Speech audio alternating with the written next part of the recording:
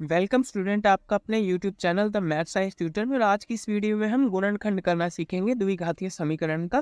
ठीक है, तो चलिए शुरू करते हैं वीडियो को।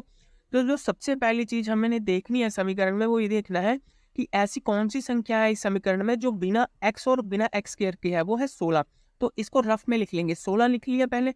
अब ये देखना है कि एक्स स्क्वायर के साथ आगे कौन सी संख्या है। अब यहाँ एक्स स्क्वायर के साथ आगे कोई भी संख्या नहीं है, तो यानी कि एक्स स्क्वायर के साथ गुणा में क्या है, एक है। किसी भी संख्या के अगर आगे कुछ ना हो तो हम उसमें आगे एक गुणा में लिख सकते हैं। ठीक है, क्योंकि एक को किसी भी संख्या से गुणा कीजिए, वही संख्या आ जाती है। यानी यहाँ एक्स स्क्वायर के आगे क्या है, एक है।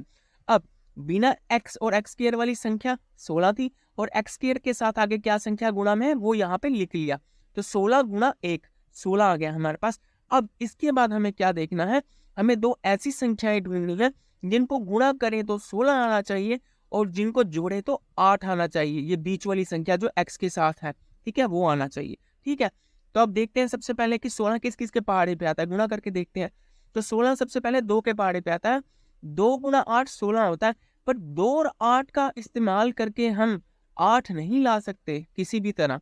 ठीक है, तो इसके बाद देखते हैं कि 16 और किसके पहाड़े पे आता है। अब इसके बाद तो 4 के पहाड़े पे आता है। 4 गुणा 4 16। ठीक है, और जब 4 में 4 जोड़े तो 8 भी आता है। ठीक है, तो यानी अब हमें कंफर्म हो गया कि 4 और 4 दो ऐसी संख्याएं हैं जिनको गुणा करेंगे 16 आएगा, और जिनको जोड़ेंगे तो 8 आ जाएगा। अब आगे देखिए क्या करना है। ये एक्स स्क्वायर को x square as it is लिख लिया, प्लस में आ गया। अब इस 8 को हम 4 प्लस 4 लिख सकते हैं। बस यहाँ फर्क क्या पड़ेगा, इसके आगे एक्स है तो हम 4x प्लस 4x लिख देंगे। ठीक है, प्लस में 16 ऐसे का ऐसे ही उतार लिया। अब इन दो संख्याओं में क्या चीज कॉमन है, ध्यान से देखिए।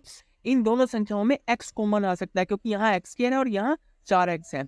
तो जब x कॉमन लिया तो अंदर इसकी जगह क्या रह जाएगा, x, क्योंकि x को जब ब्रैकेट खुलेगी x गुणा x होगा तो x स्क्वायर ही बन जाएगा। तो यानी जब x कॉमन लिया तो इसकी जगह x बचा, प्लस यहाँ से x बाहर चला गया तो यहाँ क्या बचा, 4 बचा, प्लस अब ये प्लस यहाँ पे आ गया।